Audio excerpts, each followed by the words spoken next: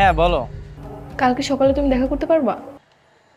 পারমু, কিন্তু তোমার কণ্ঠস্বর এরকম লাগতেছে কেন? কি হয়েছে তোমার? বাবা আমার বিয়ে ঠিক করেছে, সেই ব্যাপারে কথা বলবো। তুমি সকালে দেখা করো। আচ্ছা ঠিক আছে। ওকে, রাখি।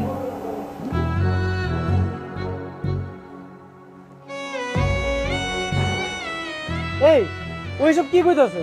ওর লগে আমার কয়েকদিন আগে মাত্র প্রেমটা হইলো। আচ্ছা তুমি এগুলো কি কইতাছো কত? তোমার কয়েকদিন পরে বিয়া? তো আমি কি করব? আমার কি দোষ এখানে? আমি কি বলেছি আমার বিয়ে ঠিক করতে? আচ্ছা এখন আমার কি করতে হবে সেটা আমারে কও। আমি কিছু চাই না, যা ইচ্ছে করো, কিন্তু তাও কিছু একটা করো। আরে আমি কি করবো? আমি কি এখন তোমাকে বাড়িতে বিয়ের প্রস্তাব নিয়ে যাবো? বিয়ের প্রস্তাব নিয়ে গেলে তো তোমার ফ্যামিলি রাজি হইব না। আর তুমি তো জানো আমি কেমন পোলা। তো ভালো হয়ে যাও সবকিছু ছেড়ে দিয়ে।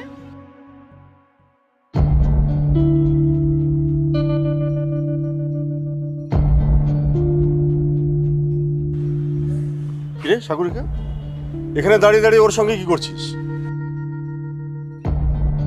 কিছু না মামা, একটু কথা বলছিলাম আর কি। কথা বলছিল মানে? ওর সঙ্গে তোমার কিসের কথা? আর আমি তোমাকে কতবার নিষেধ করেছি যে তুমি বাড়ির বাইরে যাবে না, তারপরও বাইরে আসছো।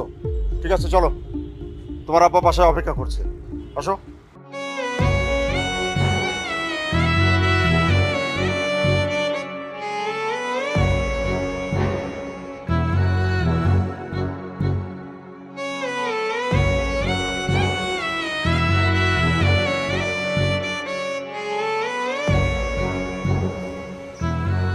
কিরে, মৌসুমীর বাবাকে সাগরিকা মামা বলে ডাকলো কেন?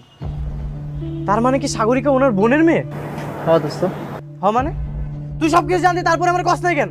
তোর আমি খোঁজ খবর নিতে কইছিলাম। আমি তো সবকিছু খোঁজ নিছি, তো ওই মেয়ে তো তোর পছন্দ করছো, এলাকা তোরে কিছু কই নাই, বললে তো তুই ওর সাথে প্রেম করতি না।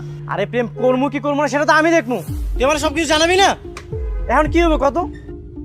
ওর ফ্যামিলি কি আমাদের প্রেমটা মাইনা নিব? সর উঠ।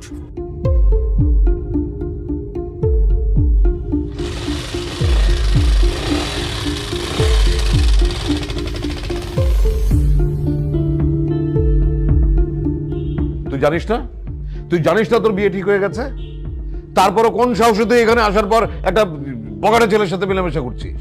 দেখো মা, তুমি কিন্তু ওই ছেলের ব্যাপারে সবকিছু খুব ভালো করেই জানো। ও একটা বাজে ছেলে, একটা বকাটে ছেলে। তারপরে যে কেন তুমি ওই ছেলের সাথে দেখা করতে যাচ্ছ, কেন ওর সঙ্গে কথা বলছো, আমি তো সেটাই বুঝতে পারছি না। আমি জানি, আর আমি জেনে বুঝেই ওর সাথে মেলামেশা করছি। আর বাবা, তুমি কোনো টেনশন করো না, আমি তোমাদের পছন্দের ছেলেকে